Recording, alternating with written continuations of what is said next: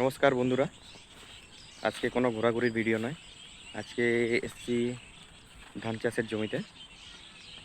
এই ধান চাষিদের সাথে কিছু কথা বলবো এবং জানবো তাদের চাষ করার পদ্ধতি। এই চাষি ভাইরাই তো আমাদের সমাজের রিয়েল হিরো। কত রোদ ঝড় বৃষ্টিতেও ধান চাষ করে আমাদের অন্ন যোগাচ্ছে। এই যে দেখছেন চারদিকে সবুজ, এখন সবুজ পুরো। এই কয়েকদিন আগেই মনে হয় রোপণ করা হয়েছে, একদম সবুজ,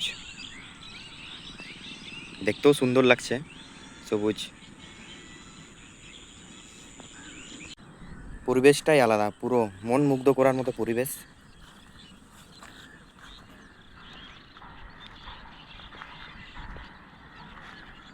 দেখি কোনো চাষিকে যদি পাই তা জিজ্ঞাসা করে নেব তাদের চাষ করার পদ্ধতি।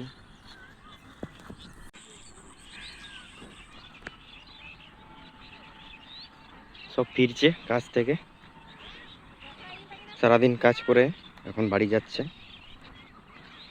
কিছু কিছু কৃষক দাদা এখনো কাজ করছেন, তাদের সাথেই কথা বলবো আমরা। শুনলাম চাষের জমিতে ইঁদুরের খুব উপদ্রব হয়েছে। এক চাষি দাদা ইঁদুরের জন্য এক ফাঁস লাগাচ্ছে। ইঁদুর উপদ্রব বাড়লে পুরো ধান গাছ খেয়ে নেয়।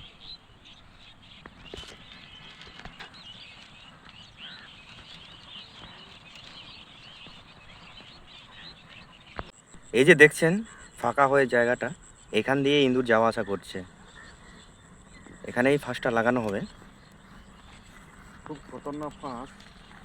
ফাঁসে একটু ডিপ হলেই সুন্দর না হয় আমার আঙুলটাই ভেঙে যায়। খুব সাবধান। মামা একটু কাজ কেমন করে একটু দেখালে খুব এই তো দর্শক দেখাচ্ছি, বিন্দুদেরকে। এটা হচ্ছে আমার ফাঁস। এই রাস্তায় ইঁদুরের যাওয়া আসা রাস্তায় আমি লাগাবো, যাতে 100% সাকসেসফুল হয়। এই হচ্ছে আমি লাগাই দিলাম। কেমন করে কাজ করবে? এটা কাজ করবে এরকম।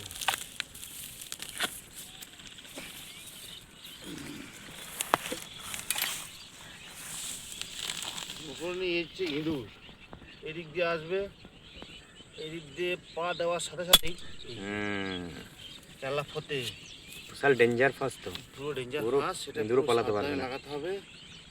নিজেদেরও একটু ভয় লাগা, নিজেরও লেগে যাওয়ারও ভয় থাকে। হ্যাঁ, নিজেরা কোন যোগ্য। জমির চারিদিকে লাগানো হচ্ছে ইঁদুর ফাঁস।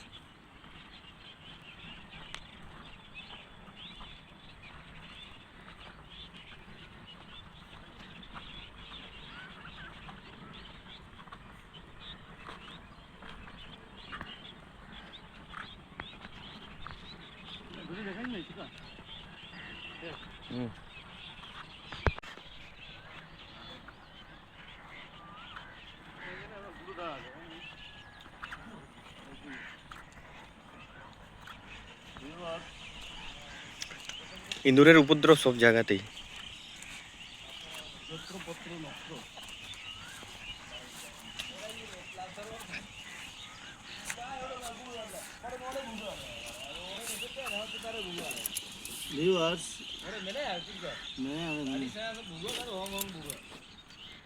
এখানে ইঁদুর আছে ভিউয়ার্স।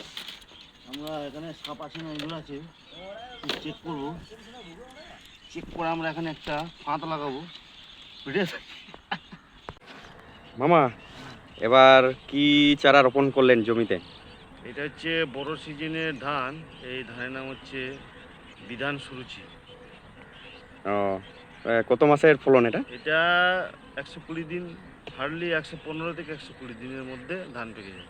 ও, আর কেমন ফসল কেমন এটা? ফসল এটা মোটামুটি বিধানচন্দ্র বিশ্ববিদ্যালয় থেকে নিয়ে এসেছি। ওনারা বললেন ভালো ফলন হবে, বিঘেতে মিনিমাম 15 বস্তা তো হবেই।